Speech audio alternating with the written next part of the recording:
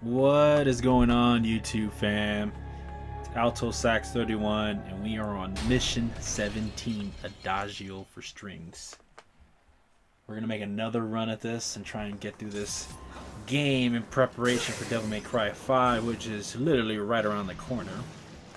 And this is another one of the missions that kind of drags on a little bit with Dante, but not too much as with the previous two. So fortunately, we're fresh off this defeat of Barrio, and we're heading back in towards the town near Fortuna City, I guess. I don't know if they ever call it, the city by name, but if it's Fortuna Castle, then I would just assume it's Fortuna City. So once you start heading in towards the area, you see these scarecrows, and so definitely a nice little training to get some different moves in. They are not the highlights of this particular fight by any means necessarily, but definitely different tools to take them out, different styles, however you wish. But by now, I'm pretty set in stone the strategies that I use with my playthrough of Dante. I got my favorite equipment and my least favorite equipment. So by now, I've really hit my groove with Dante, knowing what works and what doesn't work. As you can see, I made quick work of that Angelo, and so now I'm trying to see if I can get him to fight for it. Since there's other enemies, I'm trying to be more on the cautious side. So I see that they're all attacking each other right now. I think this is a good opportunity to hit him with Pandora, and I don't think I end up killing anyone, but I do knock a scarecrow out, and I do a little bit of damage. So, and he was basically defeated anyway. And I noticed that this other Angelo is pretty hurt, so I want to see if I can finish him off quickly without angering this other Angelo too much. The Alto. Let's see if I can get him to fall through. And so right here, I don't take my opportunity because I don't want to get hit by this other one, and I'd rather go for the kill or potentially get hit. So now that I know it's just me and this Angelo, I'm going to try my best to bait him into attacking me and then hitting him with the shredder. This camera angle does have another idea for me, as it fails me because I tried to end it there but didn't work. So I'm going to try it again, and same thing. Sometimes with these angles, you're trying to hold back on the controller and it thinks you're trying to do a forward attack with it. But I finally landed. He was almost dead, but if you guys can get him in a good angle, that's the best way to knock these guys out, because it works. And once you do the real impact, if you can do the double trigger at the right time, you'll knock them out in one hit, almost guaranteed. So once we mop up these guys, we want to head back in towards the residential district, and we got to destroy a few things before we go up to this little, I'm not even sure what this would be called, like a tree house or something. It looks very small. But anyway, you want to go in there and make sure you go to the top floor and then on top of the roof to get the red orbs. So once you enter this area, it's a little bit of an unusual area to fight enemies in, because it's enclosed, but at the same time it's not. When you're on the bottom floor, there's not much room to move around, and these assaults definitely are pretty quick. So I get tired of it, and I try to do my best impression of Shrek and saying, this is my swamp, except this is my roof, as I keep shooting them and they keep them on. After the first few times, I thought it was pretty funny. I just decided to go along with it until somebody breaks the party up, which is this Faust right here. And we all know that he's no one to mess around with a toy, because he can change the battle fairly quickly. And so right here, I try and see if I can do a little bit of damage to him and get him exposed. But it's just the worst timing, because as soon as I get him down, this assault shows up and he goes back into his cloaked form. So too many enemies in one small location. One of the assaults is fairly hurt, so I decided, I'm just gonna finish this guy out. Luckily, he goes down there for seconds, and ends up going home with an empty stomach. If you know what I mean.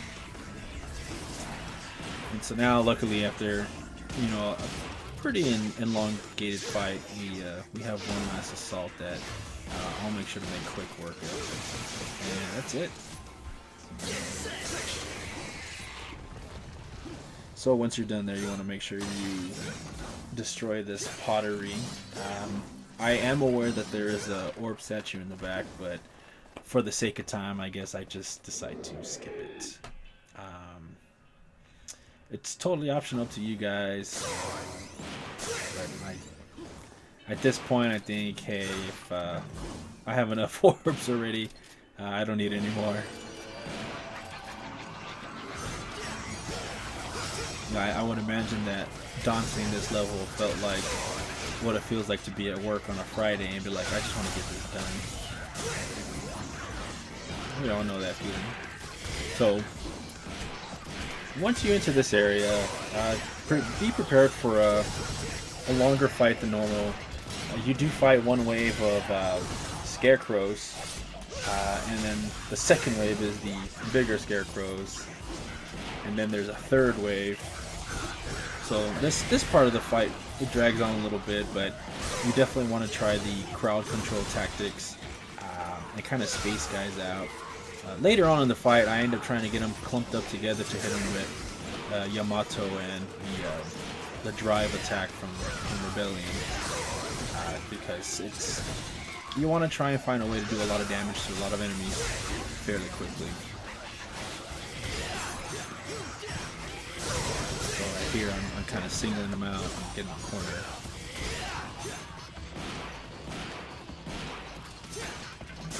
Now with these scarecrows, you have to be careful because they do have an attack where they kind of throw themselves at you with their little hook leg thingy. If they do it right, they can actually jump over that little fence there. So if you think you're protected by it, if you have your back turned to them, they can definitely catch you. And it's the worst feeling ever to be doing so well and then to be taken out by a lowly scarecrow. So this guy has piqued my interest as I start spamming the stinger move, but it's all in an effort to get him in a corner and just hit him with a drone attack. And that's it, he's done. Now here I'm going to try and wait for them to get a little bit closer together, so this way I can hit them all. Try and hit them all at once. And I actually get, was it 2 or 3? I'm not exactly sure, but I get a few. And after you defeat a certain amount of the scarecrows, the doggos show up. Which makes it just a little bit more interesting, but thankfully there's not as many as there were after we left Fortuna Castle, because there was just so many of them. I still laugh about that one little fireball that managed to hit me after I thought I had dodged all of them. I think it was like 4 of them shot after me, one after another, and it just happened to be that one last one that caught me off guard. So I want to just kind of keep employing the crowd control tactics. I do spam a lot with the shotgun. I hope you guys don't mind. It's really a good tool to use, and I definitely don't try and hold back on using it. Much stronger than the pistols and much more viable than the Pandora, just because the Pandora by default's that weird little bow missile launcher thingy, which has a very short range. So once you get it to the charge shot or the laser for Pandora, it's actually pretty good, but it takes too long, and in Hell in Hell mode you can't be overzealous with attacks taking too long because you will pay. Excuse me, guys. And so once you're done with that fight, you want to make sure you destroy the trash cans, all the benches, because they do have the red orbs on there.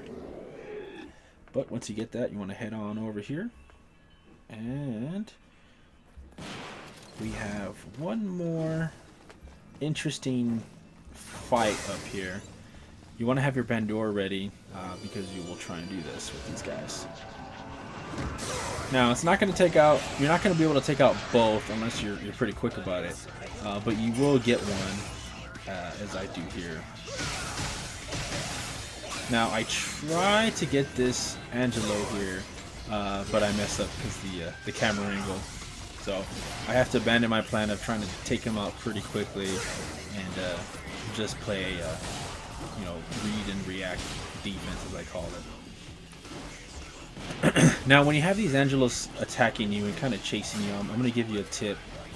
When you're moving back and forth or just evading them, I always like to go on both sides of the fence that's broken down right here. And the reason why is when you jump on both sides of the fence, if they're trying to attack you, depending on what side of the fence you're on, that fence is going to stop them from doing a direct, like a lunge attack. So they have to fly over and then get ready to attack you. So that buys you a little bit of time to evade them and, you know, get ready for their next move or get ready for your move. So it's something very small, but it's one of those little things that can make a difference in the fight. Because one Alto Angelo is annoying, but when you have two of them, they can be super annoying. So right here I see I have an opportunity to take one out since the other one's occupied. And this is where I try and make the most of it, where I mess up once again because of the camera. But we're committed, so we're going to take him out. And get ready for the attack. That's all I need. Right here, jump. Shredder. Real impact. He's really done. So now at this point I have to choose between the Mephisto and the Angelo, which one I want to take out first. I think I take out the Mephisto. I'll go for the Mephisto. He's a lot easier. I guess I changed my mind. Yep. And make sure to evade. But I can't evade that one. I don't think it's very often you'll see Mephisto attack once and then attack right afterwards. It might have had something to do with the Faust joining the fight, but once he's here, I can't really do the real impact, so I just try and spam the Root Stinger.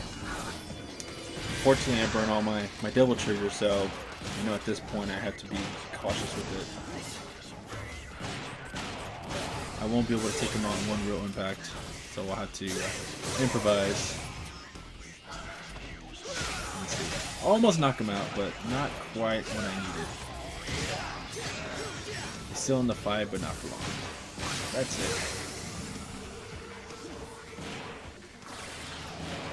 And so before you leave this area, you want to make sure any objects that haven't already been destroyed, you go ahead and you put a nice bullet or a shotgun shell, depending on your preference, into it and get that nice orb that comes out. And once you're done, once you're ready, it is time to fight Agnes. So when I start the fight, usually he has those little sword attacks. You definitely want to use the Yamato against him, especially when you're close. You do the regular slash with it while he's up in the air, because it does do a lot of damage and it's pretty quick. And I messed up that attack pretty badly, but I managed to avoid it, so it's not too bad. Now, for the most part, his attacks don't differ from when you attacked with Nero. But since Nero and Dante, they have different kind of ways of fighting, you definitely want to employ Trickster to kind of close that gap when there's a little bit of distance. And when you're close, I recommend just jumping up in the air, knocking out those Gladiuses, and then just trying to do as much damage as you can in the air. Here I have him, he's got his guard down, so I want to try and do as much damage to him as I can. I wouldn't recommend the real impact, just because there's not a lot of time that you have to dedicate to doing damage, so I would rather spend that time doing damage instead of trying to focus it all on one attack. And then on top of that, we had, you know, some enemies in the background. Unfortunately, that little doggo attack catches me, even though I try to react as quick as I could, but you know, sometimes I don't know if it's a random number generator or what, but it just happened to catch me. Fortunately, we entered the fight with, you know, 2 gold orbs, so definitely, you know, 3 chances to finish this out. We got 2 more left.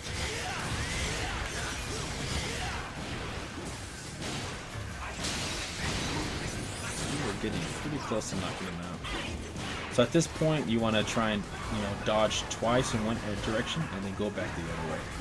That's my best recommendation for when they have this kind of continuous fire coming from that special attack behind Magnus.